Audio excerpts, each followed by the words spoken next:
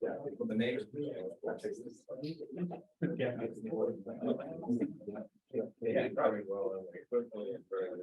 And let's do this. Let's do this. This. There. Let's go back here.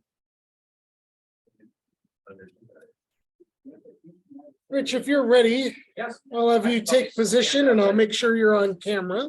Okay.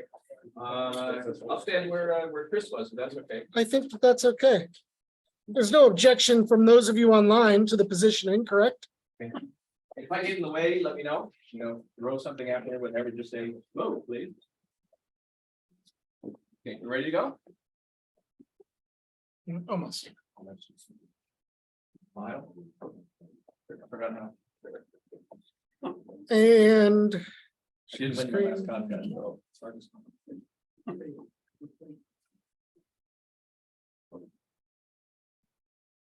and action. Okay, very good. So it's great to be here. Glad everybody who's here could make it. We have the distinct pleasure of having the owners of the property and the house and the land for PJ4K show up here at this meeting. So it's Walt, WA3LRO, his lovely wife Dana. So about 10 seconds of history. I think Walt first got involved in PJ4 in the mid 80s and had the station going for about 15 years. It was very successful for quite a long time. And then the station was quiet for maybe another 15 years. And so we're picking it back up kind of here. Okay. So I was involved in the HC8 superstation from 1990 through 2010. So a good 20-year run at a DX, location station is really good. And so, so my call is HC8A, HC8N, you guys all know, they were on CW a lot. Trey's call, HC8L, was Dave Leeson's call. HC8GR was our host there, Guido Rosio. And HC8 Zulu was HC1. Yes, I'm supposed to know this. Sorry, it'll come to me. Sorry, it's one of the guys that we used to stay with. We used to come into Quito. Do you remember coming into Quito? You came into Guayaquil, right? Both. Okay. There was Katz. Yeah, Pedro. Yeah, Pedro Katz, HD8 Zulu. So I operate HC8A. 1 year I operate HC8A 10-meter single band, and he did HC8Z on 20-meter or 50-meter single band. So that was fun. Hey, Rick. Yeah. I wanted to tell you a quick story. I've been to Ecuador, I think 6 times, and on one trip, a friend of mine was coming back from the Galapagos, and he's sitting down with a husband and wife, and they started up a conversation, and he said, "Oh, you're from Northern California. Have you been to the Galapagos before?" He says, "Oh, I've probably been there 15, 20 times, 30 times already." And he said, "By any chance, why were you going?" And he said, "It was for ham radio." He says, "Oh, well, I have a good friend who's a ham operator. Maybe you know him. It's Tom, NW6P. Well, he was sitting next to Dave and David Barr. Barb Leeson. Yes. Small world. Yeah, you bet. You bet. Yeah. So I'd probably gone there 15 times myself too, something like that. Not so many of the multi-ops efforts as mostly single op efforts on my own. Okay, so station was fantastic, up and running for 20 years. And then unfortunately things changed. HC8GR and the family were no longer living on site. They were living in town, so the site was unattended. The station was falling apart, which you see on the next slide. Huge corrosion problems on the towers. And they're not repairable. And so you see that in the next slide, if you would please. Change.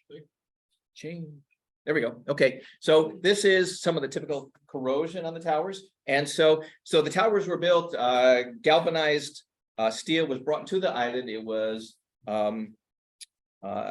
welded on the island into tower sections, and then kind of paint on galvanizing over that. So unfortunately, the paint on galvanizing lasted 15 years, maybe 12 years, something like that. It started getting rusting quite a lot. So is unrepairable for a couple of reasons, but it was just gonna be too expensive. People were not living on site. There was a bunch of reasons why we just had to let it go. And so we had a great run. We had a 20-year run at HCA. So that was really cool. Okay, next slide, please. Okay, so I was looking for another location to build a competitive station. So I tried going these places. So these are all competitive locations for the CQ contests. So D4 is Cape Verde. Yeah. Cape Verde. So D4, Fox Yankee, Charlie November, and Hotel Kilo. So those are all very good locations that somebody might want to build a competitive station, especially for the CQ contest. 3 points into Europe, 3 points into USA. And so compared to North America, 2 points into USA. So it's a better competitive location. So couldn't find a suitable site in those places. Please. So K3 EST, which everybody knows, suggested contacting Walt, WA3LRO, who I had never met. And he was the owner of the old PJ1B site on Bonaire. So Walt and I couldn't find his email address. Somebody had to help me out with that. Finally, I got a hold of Walt. He was at least willing to consider it. And so we met a couple of times in California, had breakfast together or whatever, had some phone calls. And we thought about it. And pardon me? At Hobie's, yeah. We like Hobie's. To talk about possibilities. So let's go on, please. So, but Walt said, come visit the site. Let's not enter an agreement to do this until you actually see the site, see what you would be getting into. So the site had many positive attributes for contest station, and we decided to go ahead and do it. We decided that we were going to be partners in the station. Give her one of the bats in a container. I don't have that. I try to find it. So there was a container that had been sitting 20 some odd years. yeah, for maybe 20 years. And so we opened it up when we were at this and so we opened it up and 50 bats flew out. And so we got a video of you with yeah, bats. after the first 20 came out, I said, this is too good to pass up. I asked Dana to I'm going to stand in the container where the bats are flying around and please take a video. And she did, but I couldn't find it for the presentation. So very funny. And we have bats trying to invade our relay room right now. And so we have to figure out cool, very cool. Okay, and we agreed CQ Worldwide CW would be multi-2 every year, and CQ Worldwide SSB would be multi-2 and single op on alternate years. That was the way we decided to do it. I was looking for a place that I could do some single op. I didn't have to do it every year, and I like the idea of operating as a group. And so this is really good for me, and it's good for the station to be doing mostly multi-2s. And we thought we would be more competitive against zone 33 and zone 35 doing multi-2 rather than multi-multis. Because multi-multis, they can be on 40 meters all day running Europe, and they can be on 80 meters working Europe all day on 80 meters, and there's nothing we can do. We can't work anybody. So we figured, okay, let's target something that we think we have a really good strategic possibility of winning. Okay, next. So here's PJ4, is this interesting looking island, and we're out here. Let me get my glasses off. We're out here. And so let's see. So it's really cool. Excuse me. It's surrounded by national parks. And so what's the really good thing about national parks? No power lines. So now no power line noise. It is so quiet. Very quiet location. Next. So here we are. Oh, I'm supposed to bring my laser pointer. Sorry about that. So we're here in zone 9. And right at the top of zone 9. There's PJ4 there. Next. And then, so why zone 9? So it's great propagation to Europe and USA. So USA is almost due north-south, and Europe has a very good propagation path for lots of hours of the day. And again, like I mentioned before, 3 points per Q for almost everywhere in the world. It's 1 point to South America, which is not a lot of QSOs, and it's 3 points everywhere else in the world, which puts us at a competitive advantage against everybody except like zone 33 and zone 35. And then zone 34 is pretty good, but it's too far from the States and it's really hard to compete.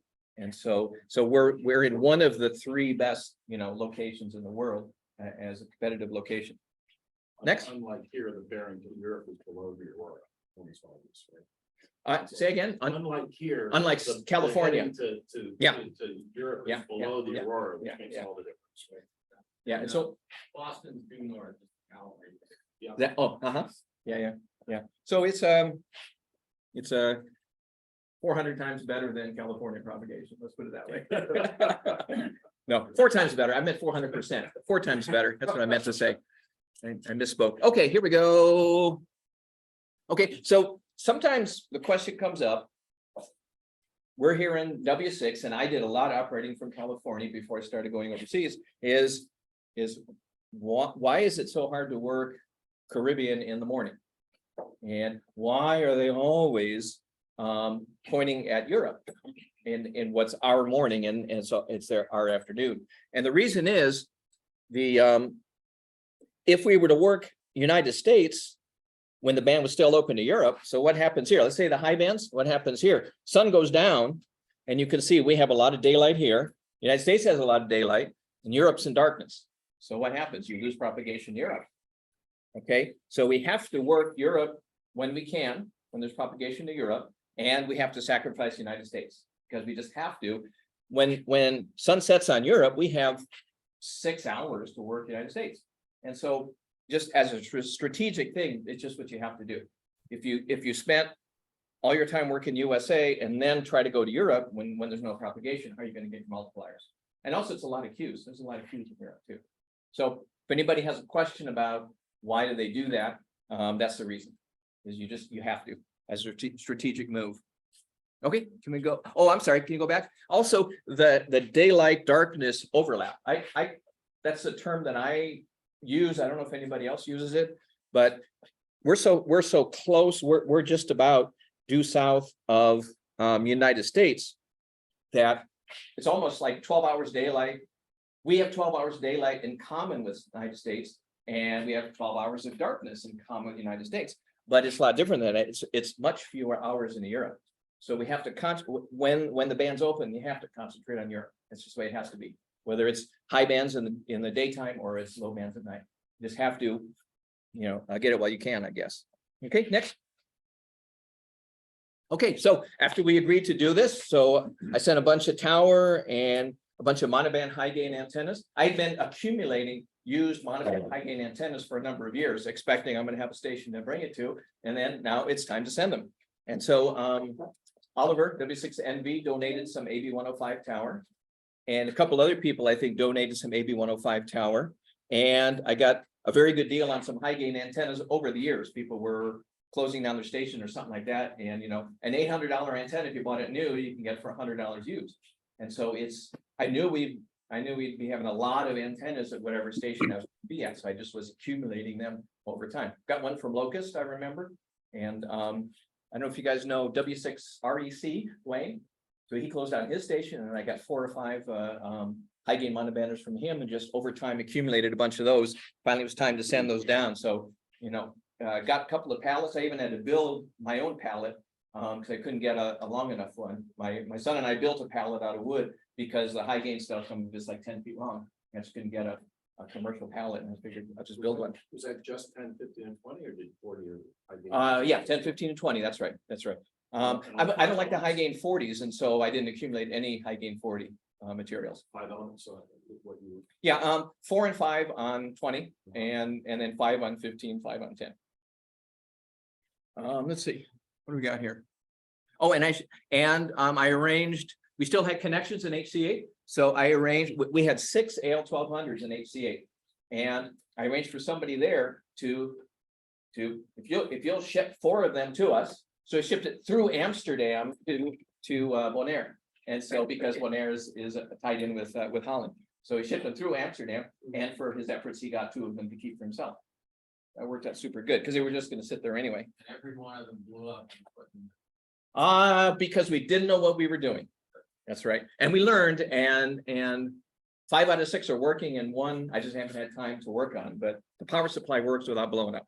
You guys took all the tubes home from HC8, right? Most of the tubes were in. I think a couple of tubes were. Yeah, you're right. Some of the tubes were taken out. That's right. And then a couple of tubes were left in case somebody was ever going to go back to HCA. So I can't remember that detail, but somehow we got all the tubes to PJ4, and I can't remember the exact And they details. didn't blow up, they worked. No, they work great. They work great.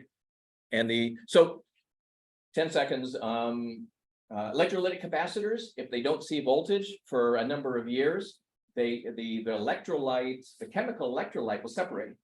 And then you put voltage on them right away, and they try to recombine again so fast that they blow up. They get so hot that they blow up because they're trying to recombine so fast. So I had to learn how, after blowing up 2 of them, I had to learn how to do it right. And so I did. Get a big rheostat or something. It's more complicated than that. Why don't you talk to me after? Yeah. Anybody who wants to know, talk to me after the meeting, and I'll tell you about it. W3 LRO sent lots of AB105 parts, et cetera, tons of stuff. We purchased 2 10-kilowatt diesel generators. We got a diesel because we were looking for low noise, low RF noise. And then we started to send coax, wire, et cetera, et cetera. Next. Station building began in 2018. So we built the AB105 towers part by part. Anybody who's ever built an AB105 tower, you know how that is. So we built 4 of them, and it took 4 days each. And so that's over the course of multiple trips. Then we started building antennas. So the initial station design, because rotators are, rotators in the Caribbean tend to be your highest reliability problems. We designed a station with 3 rotators, and then we kept rethinking, and now we have 7 rotators. So we're hoping, like, come on, guys, come on, rotators. Are overrated. So what's that? Rotators are overrated. Buy more aluminum and antenna switches. You'll be happier. I don't think we have room for more aluminum. Yeah. I mean, we get room for it. What rotators is this? The Orion or 2800s. Yeah. Okay, next. Design goals. Okay, design goals must be bulletproof, reliable. It's got to work.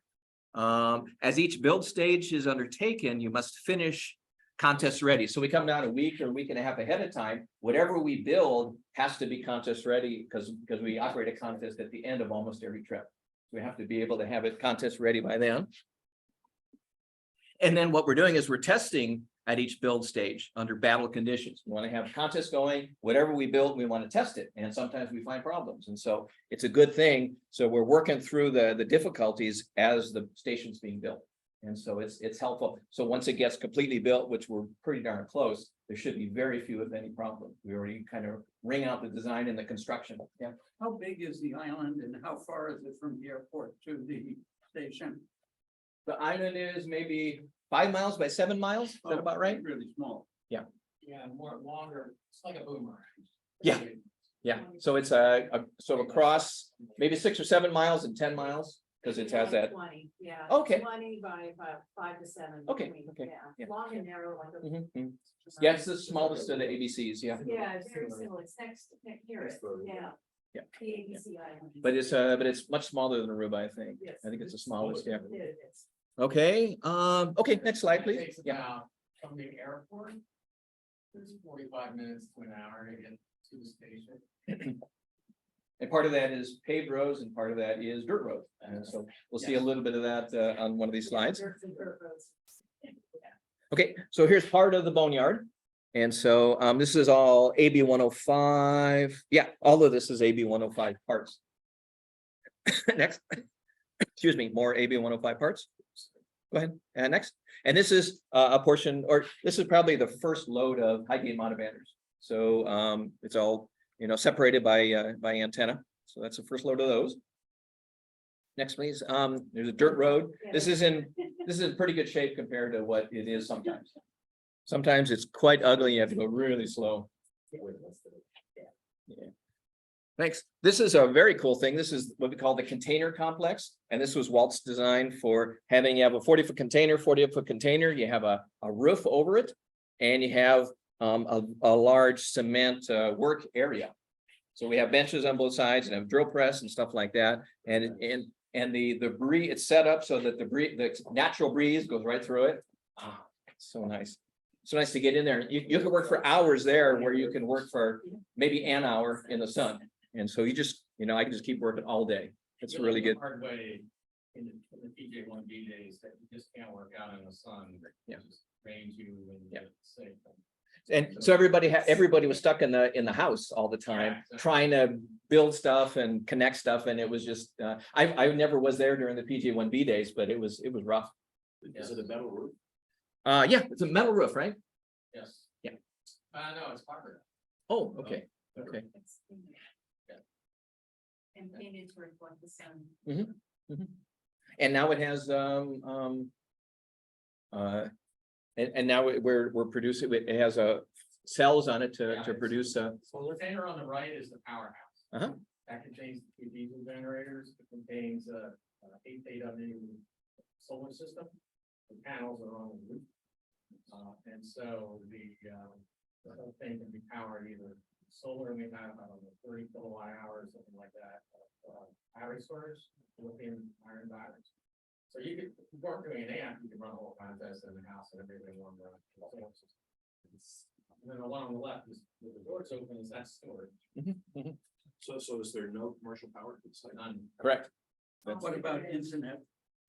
There's internet and we done it by RF, so yeah, Walton, the neighbor, have set up antenna and stuff like that, and have a good internet system set up. We're gonna go down in August for a week, do some testing. We're gonna try, I don't know if anybody's had any experience with Starlink. What I hear is there's coverage, even though they don't say there's coverage.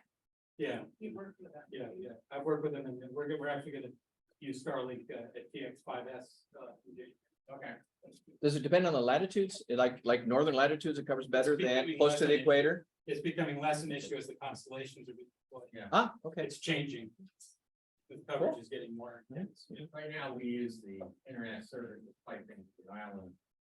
What we're connected to it, the Starlink system is gonna be a separate, redundant, completely redundant even to the island in terms of capabilities. And oftentimes towers out on the island at different stages, but not here. Mhm. What's the population? 20,000? That sounds right. 30,000, yeah, 20 or 30, yeah, somewhere in there. What week is it? Dutch people that- There's a lot of people coming, yeah. Yeah. 30,000 cars. On roads that can handle 15. Yeah, that's weird, exactly. Speaking of the island, so what are the connections mostly from Florida? Yeah, Miami, Newark maybe, and Houston. Right, the one way from- And maybe And Amsterdam. Yeah, Amsterdam. Amsterdam daily. Is 20. there There's some small ones. Delta, does Delta come in from Atlanta? Yeah. Think so. Nonstop? Saturdays. Yes. Yeah. From there, I mean, from here, you gotta go there and then it's nonstop, yeah. Yeah. You don't have to bounce around different islands, yeah. Okay, that's an impressive setup. It really Very works well. Okay, here's Walt and W4PA. Scott building the first of the AB-105. And so they started, and then Walt said, Rich, it's time for you to learn to build these. And so he got down and I got up, and Scott and I finished it. Next slide. We basically replaced all of the PJ1B towers that had either fallen down, rusted. It wasn't the towers, it was the office, the guy wires had rusted, and then the towers did, and replaced them all with 140 foot AB-105. You reuse the concrete footage. Yeah, no, well, we did have to reinforce some because we didn't have enough spacing for the guy wires, and wanted to bring the guys anchors out 100 feet. The towers before that were only 80. Yeah. So, yeah, we put in some new air. Did you get a concrete truck in there? And mixed. Island labor. But luckily, the interesting thing about all the ground there is the coral. Yeah. So what we actually had to do was jackhammer into the coral, throw in some rebar, and then bond the concrete into the coral. So it wasn't as big like you had to bring in, but it was still a whole new, concrete block. And all these things had already been into in 1 years. Yes. If you don't think about AB-105, there's no tubing. Yes. Biggest problem with two-meter towers in the Caribbean is rusting from the inside out. And you don't even know until there's been some tragedies lately that because of that. These are basically 10-foot legs and then cross pieces and they're all bolted together. There's like a billion bolts. Mhm. And that's why it all breaks down to 10-foot pieces and stuff you can stick in a 55-gallon plastic drum. That's how we have all the pieces. Yep. So- Yep. Yeah. So you actually assemble the pieces in the air, or did you? Yes. put up 10-foot sections? No, assemble them in the air. Wow. That's what we're, that's A lot what of we're doing. hours. See the piece there? We are a lot of hours in the air. Did you, Yeah. did your rig, so many of the supports are diagonal, right? So it's not like. One side of it, if we make it to that's Oh, you did. and then when we get to the guy anchor, we put steps around so we. Stands. Okay. What comes up is a 10-foot piece and basically either Rich or I or whoever else will do it. Yeah. And the other person will hold it in. Oh, so you Okay. did bring 10-foot pieces. 10-foot pieces. The legs are 10 feet, yeah. No. What do you have to go up You Well, stand, this doesn't show it, the rope. as you get higher, what you do is you actually, it's me or it's Fred, you stand inside the tower. Right, as opposed to outside the tower, and then what you can do is when that 10-foot piece comes up, what you have to do is just basically hold it 2 seconds while somebody slides it over. Unless the wind's blowing, then it's a lot more than 2 seconds. How do you get it? How do you get it? So. It's not bad. Plus, Can you say it? it's not bad. Oh, there's. Okay, so there's requests from Zoom is saying, can we keep going and hold the questions till the end? But these are really good questions, but so, and there's a couple more pictures that show a little bit more of the construction. But it's, each one of these pieces is a piece by piece. You put it in, you put the bolt through and put the nut on, torque it good, and then you step on it and hope it's strong enough because it's holding your weight. Okay, next. So here we are, maybe 80 feet, something like that. So you can see just the legs here. And so you get the legs up, hold them in place. The other guy puts bolts through and then a nut on site and then holds it in place. And so once the legs are up, then, and what I did was I just stood on top of the tower holding on to the legs. So you get an idea of what that looks like. So this is W4PA and me. Okay. There's a little bit more close up. Yeah. Hey, Rich. Yeah. I didn't want you to think I'm being rude. I'm gonna be listening to you on the way home. Ah, okay. I gotta go. Okay. All right.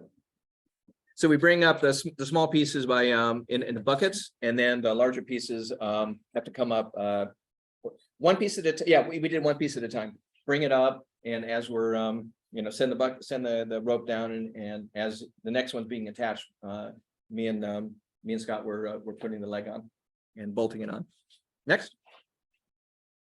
So we're finishing up the last tower. So fast forward this. So we have 2 other towers that are already put up, and this is a trip putting up the last tower. So this is the last 140-foot tower. So now we have 3 140-foot towers on site. Okay, next. Is it straight? Okay, next. All right, and then in the front yard, this is the house that Dana and Walt's house, and then the front yard we put together antennas on sawhorses and put them together, and then we bring them to the tower. Go ahead. So there's me inspecting and tightening and things like that, checking dimensions, things like that. Next. Oh, I'm sorry, go back. To get an idea, we are right on the water. And so right on the water from, let's see, this is the world map from north through west to south is water. That's all on the Caribbean. So really good propagation that direction. Next. And then also on the backyard. So the backyard, this is a 2-element 40, a Moxon W6NL design, but purchased from JK. So put that together and worked quite well. Next. Putting up the first Yagi on the north tower. It's 5-element 10. So this level is 140 feet. So I'm standing on top of the tower at 140 feet. My feet are 140 feet. Next. This is a shot from the north. This is not our house. The house we operate in is back here. But it shows the 3 towers and it shows the fact that you have ocean on that You side. might be able to see the little run 45 to the right of Ah, the white path. right here. 30 feet, 30 Yeah. feet tall. Yep. That's all we had when we first started. And there's a few antennas installed on the just only at the top of those towers. Next. So this was still 2018 or 19. 19, yeah. Let's see. N3RD, Dave, W1 Mike Delta, Marty. So they're putting out some short receive verticals. Next, Are those just buckets, concrete. galvanized pipe and concrete buckets? Yep. Maybe, PC and concrete. What's PVC? Oh, yeah, I see. PVC. Yeah, yeah. Okay, they're hooking them up. Next. So this is Scott and this is Steve. The old timers might remember 9M60XX from years and years ago. Well, that's Steve. He used to be 9M60XX and now he's PJ4DX. And so he has come out quite a few times and helps us out build the station. Next. Let's see. Just get an idea of the scale. So this is the east tower. So this is a 4-element 15 and a 4-element 20. And here I am that's at the 120-foot level. And I'm going up, I'm preparing a side mount, I think. So we have a couple of fixed 4 elements. Okay, next, yeah, thanks. So you can see the towers are being more populated now. So we have 4 on 15, 4 on 20, 4 on 15, 4 on 15, 4 on 20. And then this tower, 5-element 10 that you first saw, 2-element 40, and a second 2-element 40 here. So we have 2 over 2 on 40 now. And this doesn't have anything yet. This is the south tower, and so we're doing, yeah, we're sorry. It holds wire. Yep. Okay, next. Here's me installing a rotator, one of those OR 2800s on this side mount 40. Yeah. Okay, next, yeah. There's Jack, you know Jack, N4RV, and Uli, DL8 OBQ. So they had been there quite a few times helping out. And so Jack knows how to pose. Next. We work on working on the AL1200s. There's a number of things that had to be done. And so I had to get some separation, couldn't find anything. So I grabbed a twig and from the outside and stuck it in there to hold it in place. Okay. Next.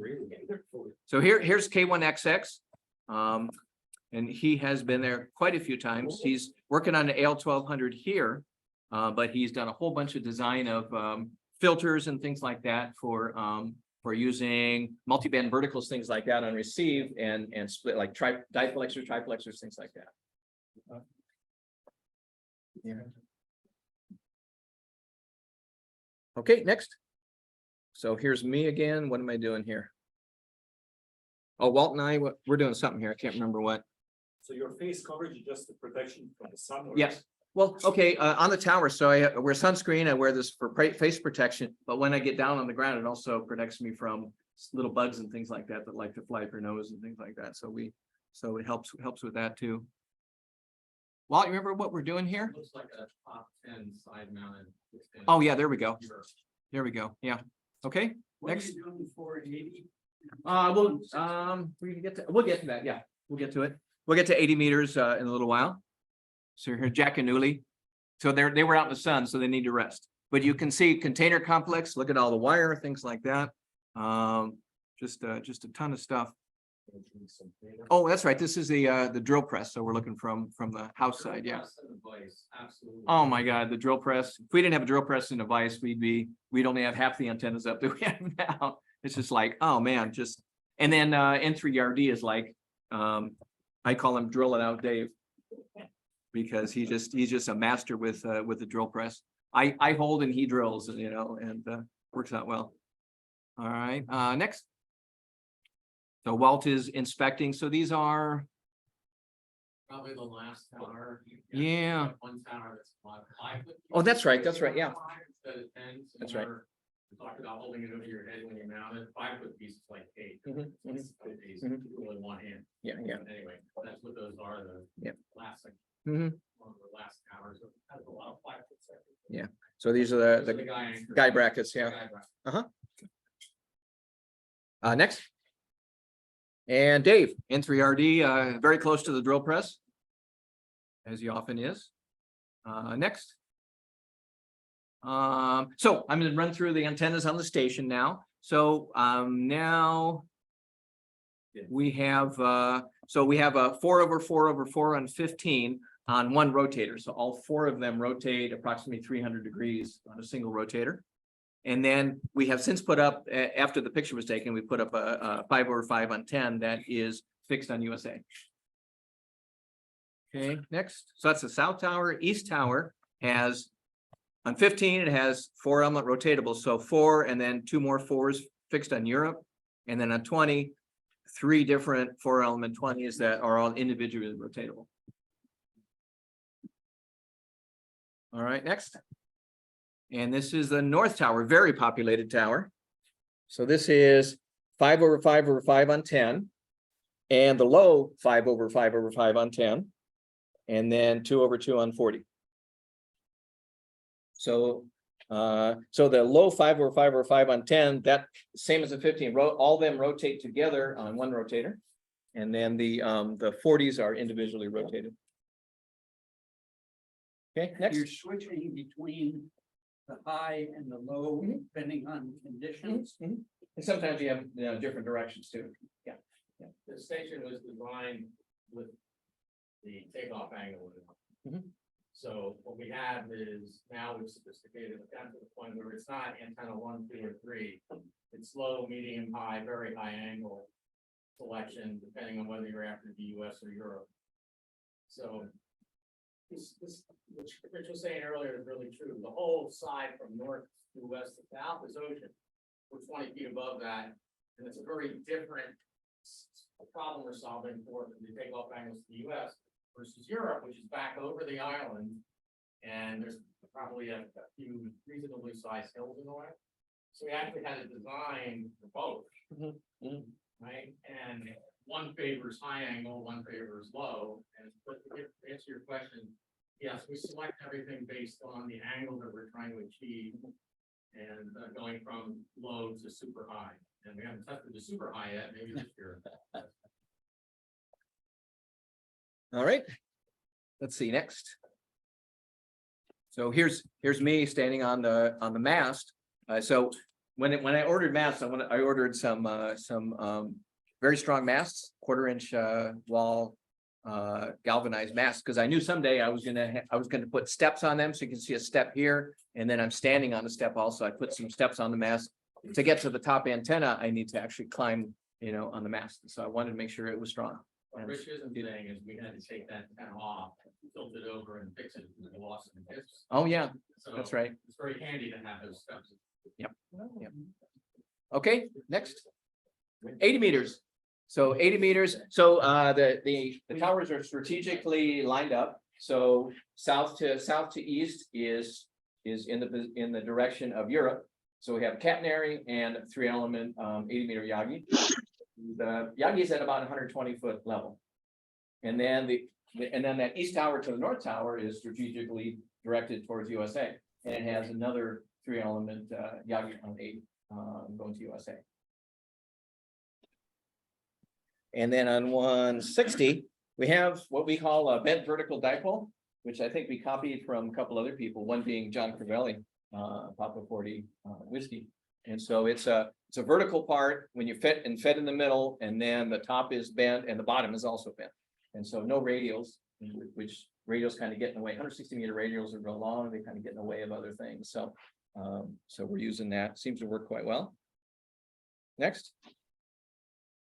Inside of the station, this is, so we just tried in 2019, we didn't have much of the station put together, so we just tried a multi, and so we only had 3 rigs on the air, and trying out antennas, trying out for interstation interference, those kinds of things. And so it was a very good setup. It was a very good test of the station and how well things worked. Okay, next. So this is one of my single ops setups. So I set up with 2 rigs and two sets of wind test, and then on either side of that is a P3 display, pan adapter display. And have, so I set up for SO2R. I don't know how to do 2BSIQ, so I don't do that, but SO2R where I can alternate CQs on bands, but I can't interleave. I don't know how to do that yet on phone. You don't need to. When you don't win a contest, you try to think about what can I do better? You know, when you win, yeah, everything's good. Okay, fine. And then when you don't win, it's like, okay, maybe I need to do something different. So Why is 3 amps on each card? this is just storage. So the bottom one, this is just a convenient way because they're heavy, they're like 70 pounds. So we roll them out of a closet, and for multi-op, you'll see they're pulled out of there. But for single op, I only use the top ones, but there's no need to move the bottom ones. Yeah. What else? Anything else interesting? Like change the configuration between the contest when you sing about Yes. SOR, Yes. so you have to spend the time before Yes. the contest. Yep. So here's our switching, and there's a bunch of buttons to push for various combinations of the antennas, and then one more. You referred to triplexers, like K1XX, or Yeah, Q1XX. but all your antennas are monometers. So the triplexers are for receive antennas. So they put up like a 4B TV, something like that, and then they use triplexer to have that as an additional receive antenna for the stations and multi-2. Can you just use a 50 ohm splitter? Fancy triplexer. We'd have to ask him. Who knows the answer to that question? I don't. Interference. Interband interference. Because each of the. If you're transmitting on 2015 antenna at the same time, you got a separator on receive too. Each of the triplexers has the same band filter on it coming out of it, 1 for 10, 15, 20. So there really are two single band antennas, and they're located anywhere between 800 and 1,000 feet away from transmitting antennas. So you're using them as single band antennas or Correct. multi-band antennas, and you have them physically isolated by a big distance. Correct. Yeah, that's correct, which allows us to get close to the transmit frequency. And here, we can Probably right on it. well, yeah, we can stand it, yeah. Who's that loud station? Oh, that's us. Is that so you can run a second station in band that's listening? Yes. We have in-band capability for multi-2. So both guys can be making use at the same time. Do the switching of the transmit antenna and the receive antenna. We do all that. Yeah, all that. This would take another couple of meetings to go through everything. We spent 5 years building this. Tell you about the powerhouse. Is quarter of the powerhouse is the relay room. And that's where all the antennas come in, and then they're switched. And that's where the single band fast filters are, PG6. No, PA6. AM? and all those things are, as well as computers and a whole lot of stuff. Yeah, there's a lot of switching there. That's right. That's right. Basically. All right. So let's see. Hey, Rich, You can see there's a little bit of a rat's nest there. Yes. this is Kenny, K2KW. I heard someone in the background talking about in-band operation, and I couldn't hear all of it, but I guess your station is put together so you can do that. And then what's the spacing between the towers? Okay, yes, it is set up for in-band operation when we're doing multi-2. And spacing between towers, between a couple of the towers is about 180 feet and the others about 320 feet, something like that. But you're not using the Yagis on the same band. What you're doing is you're sharing a transmit antenna with a receive antenna, and you're switching back and forth between the two. That's right. So- Did you hear that, Kenny? I heard something about a receive antenna. Is that like a vertical someplace else, or? Yeah, that's right. And separated about 800 feet away. So we have, Okay. yeah, receive verticals about 800 feet So away. the second station is tuning on the receive antenna. And then when it wants to go, when it transmit, it grabs the transmit antenna and the amplifier, Mhm. right? No, yes, And the receive antenna goes back to station one, Mhm, mhm. just correct. for the duration of that transmission, and they switch back. Mhm. So you don't need the physical isolation between two transmit antennas. It's- Mhm. that's why it's that way. Yeah. Does that make sense, Kenny, the way John Yeah. explained it? But that second. Yeah, completely understood. The question I had is, how does it receive compared to the big stack? I mean, do you miss stuff when you're just using for the receive vertical? It's a good question. How far down is the small vertical receive antenna from the Yagi? Well, Maybe. we're not planning to do that. This going forward. Uh-huh. What we're having is we're gonna have 2 tri-banders. Mm. 2 element tri-banders on a 30-foot mast, 1,000 feet north, 1,000 feet south. When Rich was there doing the operation in March, I was there listening while he was talking, about 10 dB down. Mhm. In terms of Okay. between the little 2 element tri-bander and the Mm-hmm. big stack. Could be higher than that, but it's not like you turn on the receive antenna and you can't hear anything. No, what good is that, right? I mean, everybody's down in the noise. They're pretty good. Does that answer your Okay, question? thanks. Did you hear it? Yeah, absolutely. Okay. Appreciate it. Good, super. There's the other thing we won't talk about today, maybe in the future, we spent 5 years figuring out how to hear on the low bands down. And that's all about W7FD, actually W1FD receiver arrays doing the work in the Caribbean as opposed to on great ground in the northeast of the US. So quite a bit of work went into that, Yeah. Do you use them for partner mode Can also? you talk, ask your question really I'm loud? sorry, I was asking if you also use the receive array and the switching for partner mode where you're both on the same frequency, but maybe aiming a different way or. You can, but it's just a matter of whether the rates. But you, The yeah, but rate capability. controls whether you want to do that or not. Right. You got one guy doing like he is doing 350 an hour, that's not, it's kind of Yeah, useless. okay. But if you're in dog days and you're 100 an hour, 150, then yeah, it makes sense to try to pull it in. But So we can do it. The answer is yes. So we've done partner mode where somebody else is listening to the same frequency Yes. and trying to, so I'm picking out, DL1 something and somebody else trying to pick, Papa Alpha something. And so it shows up in a different place on the screen. And so we've done that, but not yet, at least as far as I've been operating, where we've had different antennas. Yeah, but it's a good idea. Transmit, Say again? and that's set up in the park, in either. No, party In transmit. the setup we had, no. So it's a receive only. and then Receive you only, put yeah, that yeah. stack. Yeah. Yeah, but it was 2021 or something like that. So it was 2 years ago. And so we were just kind of getting into it and I'm not used to it. So we just said, at least for the station I was operating in, we're not going to do that. But the partner thing does help, somebody listen, somebody here, he sees what I'm putting into the log and he hears something else, he puts it up, where it's somewhere else. So you come right back to somebody rather than QRZ. So So it's it's, pick something that you screw up. or- That's true. Right? that's true. Although it never happens with me. Never happened. Okay, let's go next slide. Okay, so here's me at Serious. the station this year. Next.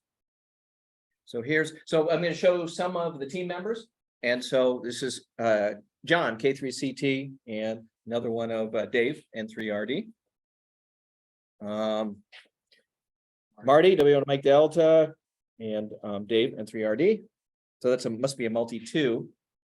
Putting the station together, Dave, Walt, the back of John's head. And who is that? Oh, I'm sorry. Yeah, that's Uli. PLA-OBQ. Thanks. It's hard to, I have a little You're right. parallax or something. I don't know what it is, or my eyes don't work. I don't know which it is. Okay, let's go ahead again. Next one. So here's some results. So in multi-2, we have 2 number 1s and 2 number 2s. And in single op, 2 number 1s and 2 number 2s. So not bad. Doing pretty well. Okay, next slide. Just a little bit of the fauna. Yeah, a little bit of the fauna in the area, the locals, yeah. One more, next slide, a little bit closer. Okay, next, and that's it. That's what I have. So any questions? So I'm gonna jump to the one that's online right now. Yeah. Go into detail more about the in-band configuration. I don't know much about it because it's being, would you like to speak to any more of the in-band? Because I haven't done it at all with the So, team. At a high level, the station was designed for each radio to access any band that's not being used. So even if you have one run and 1 2, even if you're not on a band that you're supposed to be accountable for, you can go to any band. And that's done with the AM plus switching system out in the relay room.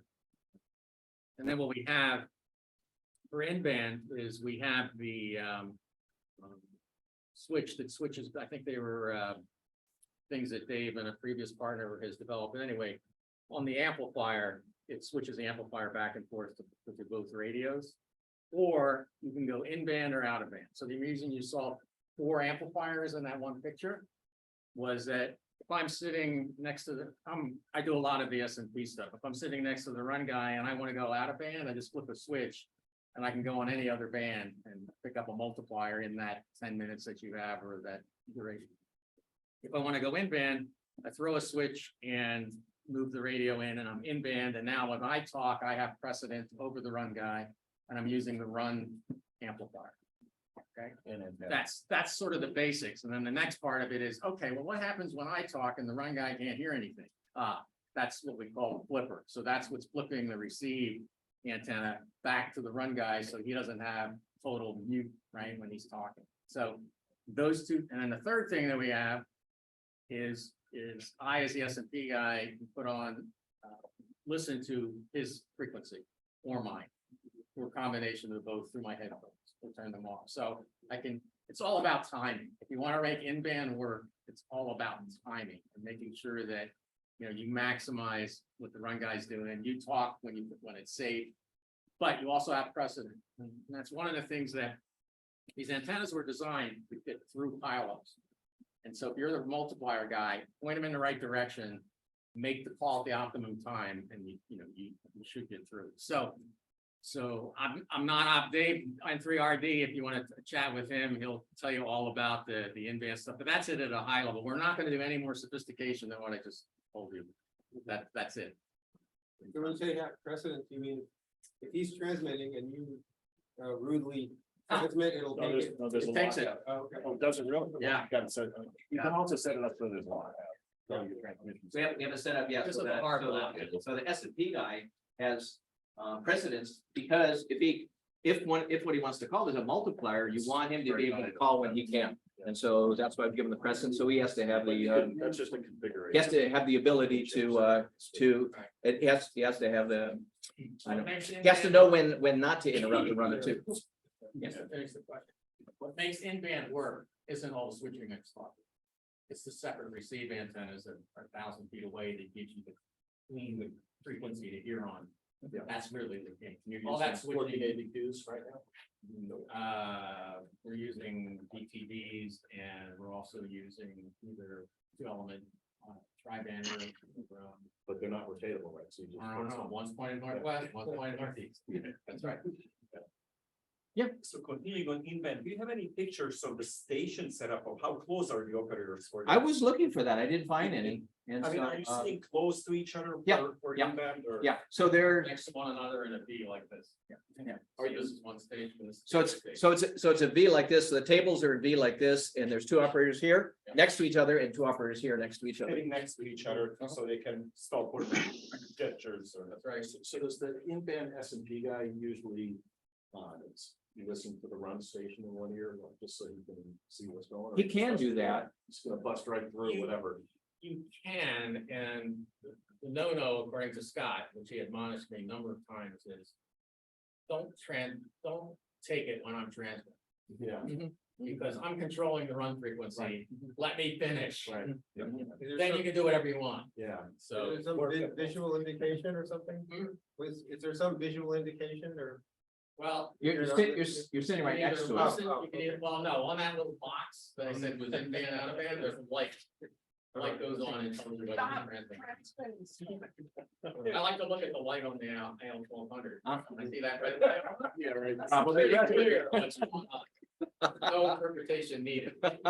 Is it only search accounts? Can you say the question loud enough? The question is, do you typically interleave between the in-band station and the run station, or? Yeah, yeah, I think, so we're talking about interleaving, and yes, if you would want to interleave a call to transmit when the other guy is receiving. Yeah. To increase your rate. when you get it right, the guy that's running, all he sees or she sees is an entry and lock. Right. Because they didn't even know you were working the guy. Yeah. And This, the thing you might hear is, on receive for a second. yeah, thing you might hear is, yeah, you have a lower receive level for a few seconds. So you use Philistran for the guys with? Yes. With the EHS leaders. Fill the strand with EHS. And then on the antennas, can you talk a little bit about any modifications you made to the standard antennas, both in terms of electrical and also mechanical? Yeah, so we got high gain parts Yeah. because they're good parts and they're inexpensive and they're available everywhere. So I was able to get a whole bunch of those parts. So the design is the OWA design. Yeah, the modification. right? Yeah, that's the modification of the of that. So you don't have, so it's 50 ohm match. You don't have all that other gamma stuff. Yeah. That can corrode, become loose. Who knows what could happen? So it's a lot fewer connections that can go bad. Yeah. Plus, it's also broadband, which is really good too. So as far as electrical, that's it. Mechanical, we're just putting them together like high ends. Okay. Yeah, yeah. And same thing with the JK boxing. The JK, we didn't make any changes to at all because they're already broadband. They're Moxon, so they're already broadband. Yeah. And the No, I'm talking construction. about Mechanical, actually. Yeah. Mechanical is really good, so no, we didn't see anything that we would prefer to do differently. Mechanical is Did very you do good. anything, in terms of like, sealing the bolts or anything like that, Are you talking about the electrical connection bolts? Or about mechanical? Mechanical, Talking about. no, we didn't. No. So we use stainless steel. One of the interesting things is you go to the boneyard, the antenna boneyard, which is different from the tower boneyard. Yeah. Go to the antenna boneyard and you see the high gain antennas and others. I think there's a Cushcraft and stuff that's been laying there for 15, 20 years. Mhm. Okay, stainless steel, everything that's stainless steel is still in good shape after 20 years. Mhm. You don't have to coat them with anything. Yeah, It seems like, because it's it doesn't look brand new, but it looks really good. And you could take them apart and reuse them. So, yeah, so but yeah. they're using stainless on aluminum, Yes, which is Yeah. okay. not totally okay. So I looked into that and you can tell me if I'm wrong, it's okay. When you use dissimilar metals, I can't remember which way on the corrosion chart, but if you use this metal, if you use this metal and then you go the other direction, like say, I think aluminum is here and then stainless is up above it in the corrosion chart. I don't remember exactly, but I have it written down. And so if you use a lot of one metal and a little bit of another metal, it's okay. If you go the opposite and use a ton of stainless and a little bit of aluminum, the aluminum is going to corrode. And it's really interesting. I never would have thought of that, but I found that in a write-up somewhere. And I tried to figure out, well, why can I go to PJ4 and there's stuff that's been sitting there for 25 years? Okay, and all the hardware is in good shape. Why is that? And it's aluminum with stainless. And I couldn't figure it out until I actually did some research trying to figure it out. So that's why other things don't work. Like say, when you have a boom and you want to support it with U-bolt. Well, if the U-bolt is stainless, I think it's okay, but if the U-bolt is galvanized, it's not. Yeah, so what happens, and we had that happen in HC8 one time, we used the wrong kind of U-bolt, because it was years ago, didn't know enough about it. And so right where the U-bolt was holding up the boom, it corroded through, and that part of the boom of the element fell. It was corroded so badly. So the experience I've seen, Mhm. like take the force 12 antennas, we had those aluminum brackets. Yeah, so I don't know his And- design, but go ahead. Okay, but, and then you bolted the elements on. Uh-huh. And, if you use stainless everywhere, over time, the aluminum brackets where the nuts are would rot out. Okay. Because of Okay. interaction. Yeah. And I've also seen stainless, hose clamps Mhm. on booms. Mhm. The Ballon Designs guys, maybe. Yeah, I'm familiar with that, yeah. They have a clamp that uses a hose clamp, to Uh-huh, hold it on the boom. Yep. After 3 or 4 years, Uh-huh. where the stainless was completely ate through a 40-meter boom. Oh, Very interesting. awful. right? Yeah. The other thing That's is, why I asked, is it all stainless? And also the screw is stainless? Sometimes they call them stainless and the hose clamp itself is stainless and the bolt is not. certainly the strap part of the Yeah. hose clamp was stainless. Okay, so the other thing to make it really complicated, which we shouldn't do, is which stainless? Because Yeah. there's like 25 different compositions of stainless. Yeah. There's lots of them. Yeah. And so, but the thing that I noticed is just you walk out, and so it might have something to do with the clamshells that that high gain uses. And, you know, it's aluminum to aluminum, and then the stainless holds the clamshells together. There might be something either very smart or lucky about that, that it just works. And so that's the best I can tell you. I know there's a lot of problems with dissimilar metals, and I looked at that a lot before we started building. I was really concerned about, especially you look on the PJ2T website, and they got photographs of stuff falling apart and things like that. What's that? Oh, sorry. Okay, so I put a lot of effort into it, trying to figure this out. Yeah. I would have put up once instead of 2 or 3 times. Yeah. And so far, we got it pretty good. We have some corrosion problems that we've had, but it's been pretty minor, and we've dealt with it and figured things out. And so there's still a couple things that we're still working on, but in general, it's really holding up nicely. Rich? Yeah. You said you were getting 300 degrees out of your side mount. Yes. Are they on swing gates then? Yes. Or- So, Yes. do you have like, is there like a 3-sentence description of your? Okay, so you have 3 swing gates. Yeah. And then you have 20 or 30 feet of pipe connecting them together. And then you have a rotator on the bottom. Yeah. And all of them swing together. Okay. That was N3RD, really smart guy. That was Dave that thought of that, designed it. He designed it. I had the parts built and galvanized here, and you know, took them down, we sent them down. Okay. Yeah, Custom built. Yep. That's right.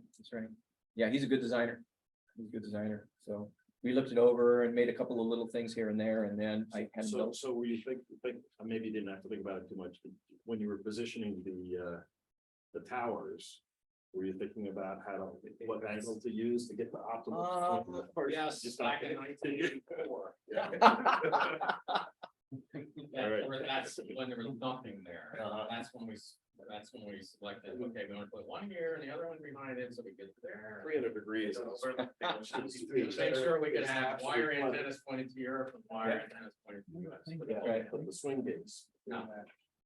The swing gates, we position them so that we put 60-degree null where the big hill is to the southeast. So that's the dead spot. So in that respect, yes, we make sure that the swing gates are set up so that the rotation doesn't happen into the direction. Yep, pretty good flexibility with the swing gates, because you have 3 different mounting possibilities, exactly. and you can put the antennas pointing this way or that way. So you have a lot of choices. Yeah. Plus, also, the way he chose it was exactly what you said. Chose the way the towers are situated. Yeah. What else? More questions? Good job, Rich. Thank you. Any more questions online? Okay, Dave, can you hear me? Can you guys hear me while I'm on the road here? Yep. Yeah, I just wanted to put a little bit more context on the Starlink thing, since you guys sounded interested in it. One of the issues with it is that SpaceX uses a technology called carrier grade network address translation. So what that basically means is all of Starlink is on a private network, but makes it not the best solution if you ever plan on having anybody come in remote. And I know that's not really an issue for you there in Bonaire, because I know you've designed the station for on-site operations, but I just wanted you guys to be aware of that. It's not that it can't be done. It just requires a little bit more technology. You would probably need a VPN service of some kind and other things to make that work. But I just wanted to add that context to what I had said earlier. Yep, no worries. Thanks a lot. Thank you, sir. It, with the conventional link that we have right now that feeds to the cable TV station, we could probably do that, but as you said, we probably don't have any intention of doing remote operation.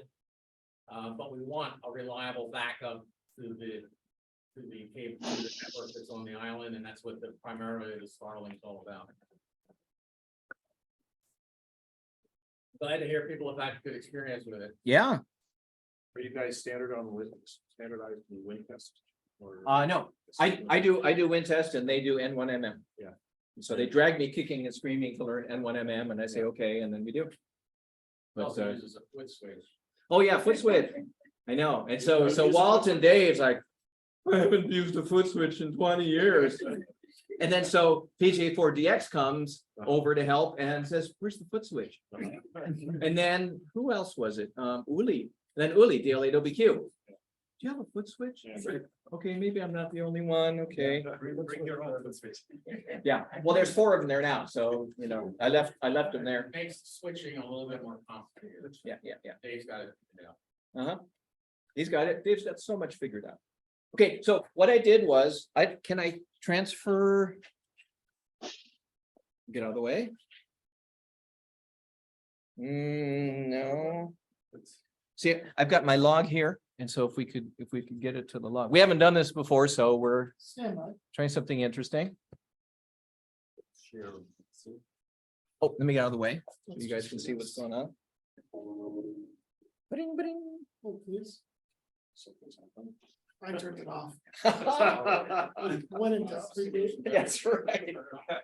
Motorcycle. One of the cool things that's happening right now with conditions, I don't know how much experience some you've had in the Caribbean. My greatest joy I have is like 03 to 0500 on 10 meters when it's open long path to Asia from down there, which is only happens obviously right now or high spots, but it's a very interesting opening where it's just you and That's it. Southeast Asia.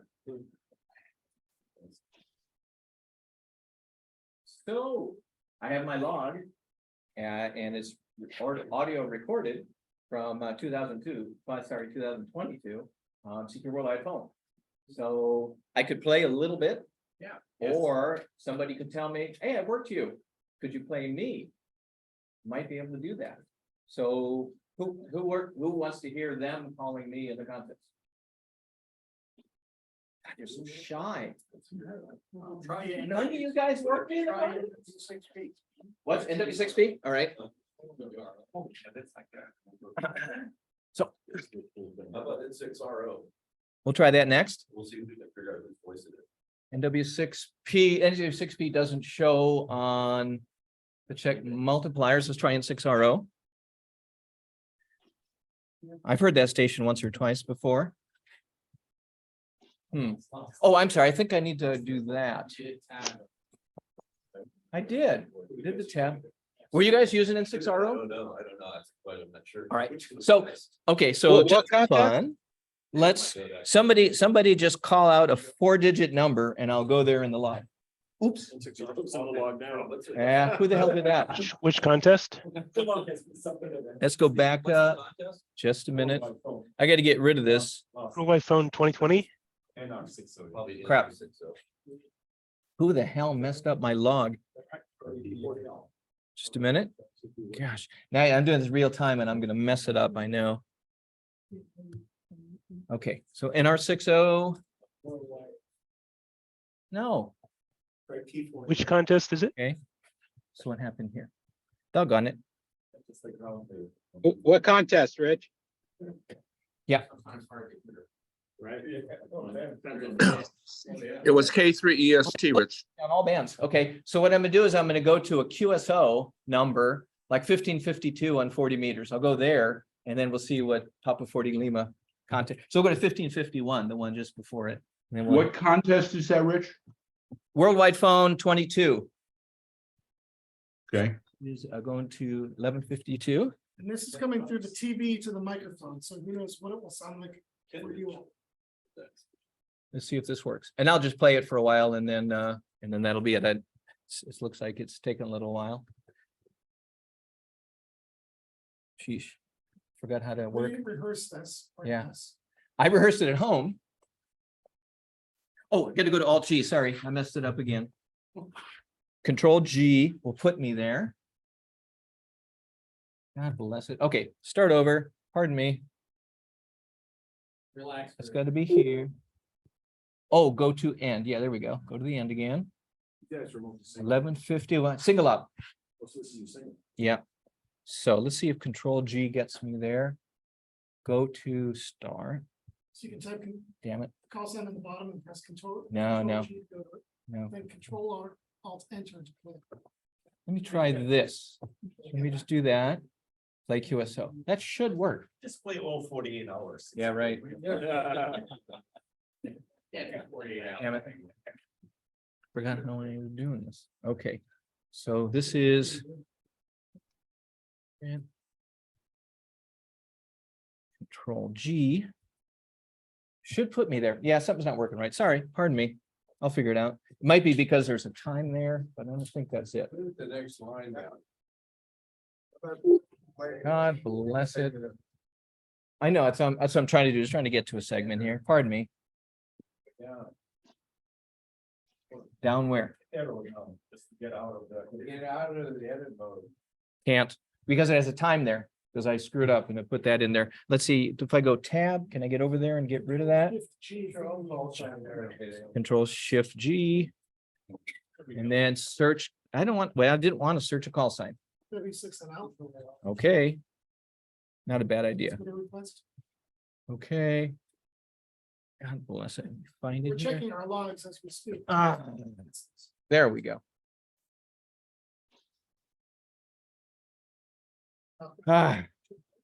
Yeah, but it's not, say again, Oh, we're not there. That's the problem. So I screwed it up here. I'll tell you what, Bob says you can also just click on any line in the check multipliers window. any line in the check multiplier window. I'm trying to go up and I can't go up. Shit. Same thing next thing. Yeah, see, I screwed up and then I messed the damn thing, the whole thing up. Let me close it. Maybe that'll do it. And then I'll open it up again. Crap. See, I can't close it because that's stupid. All right, so how do I get rid of the time? I think that there's. Bob, this is gonna help us if I move this camera. I'll just put me in there. Oh, that's the problem. Now you're okay. Yeah, that's the problem is I did that stupid thing. There we are. Okay, so I'm just gonna take a random thing here and see if I can make it work. Sorry, I had this set up and then I messed the dang thing up. Thank you. Yeah, with the Alpha Zero, you're 599.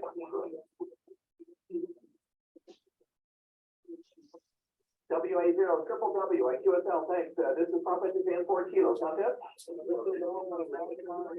who's the last of the X-ray, 599? K0 kilo X-ray, thanks, you're 599. Thank you. W0 MHJ. Let's come to the TV. That's why it's not Thank working. you. Nancy Radio 3 X-ray, 599. Thank you, Papa Japan 4 kilos. November Fox something? November Fox 1 Oscar. Nancy Fox 1 Oscar, 599. Thank you. Alpha Golf 4 Echo So Delta. you got that one wrong. You had to correct me. Roger, Alpha Echo And you're listening to it, you hear it clearly the first time and I still got it wrong. Interesting. That works. November, 599. This is WB0N 599. Thank you. Rich, what band are you on? 10 meters? 40. 40. I'm sorry, no copy. QRZ, Papa Japan 4 kilos. 3 sugar Mike 599. 3 sugar Mike 595. Okay, thanks. November 1 Delta India Delta. N1 DID 599. 595. Thank you. K2 X-ray Lima 599. Roger, W2XL, thank you. QRZ contest, Papa Japan 4 kilo. November 9, Mike Tango Golf 599. Thank you. 7 Alpha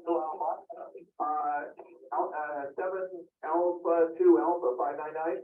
Thank you, 598. Roger, 73. QRZ, Papa Japan 4 kilo. 7 Alpha 2 Alpha 5928 AM. Okay. Yeah. Yeah, it's funny how loud those guys are. I'm sorry, Kilo Yankee. So QRZ, Papa Japan this will 4 be enough kilo. soon. So unfortunately, I can't seem to get somebody's call sign. I intended to do that.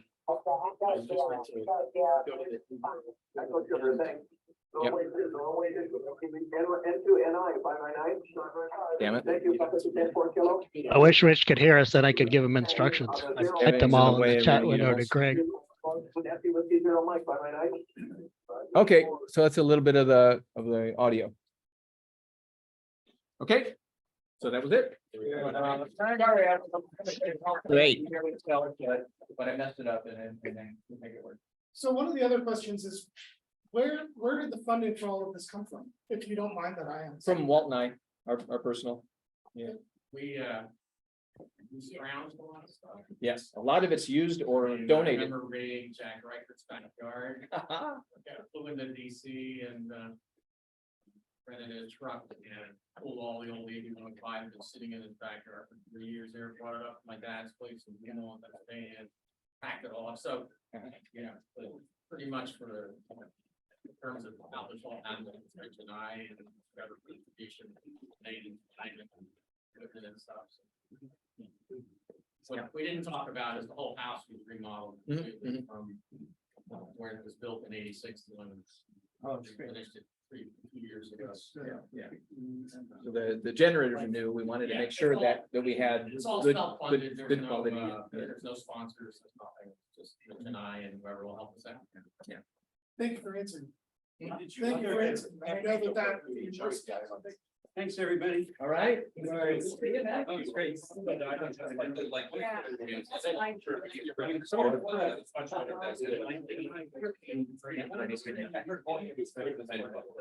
I think so.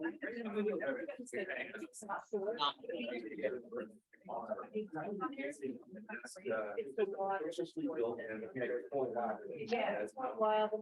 The feature of,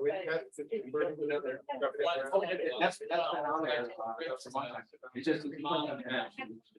I've been recording, but I never thought I would play it at a meeting. Okay, well. I'd be interested to hear Thank you, Bob. not necessarily now. See, you wait till it's gonna be able to find one on. Yeah. Good one. Somewhere.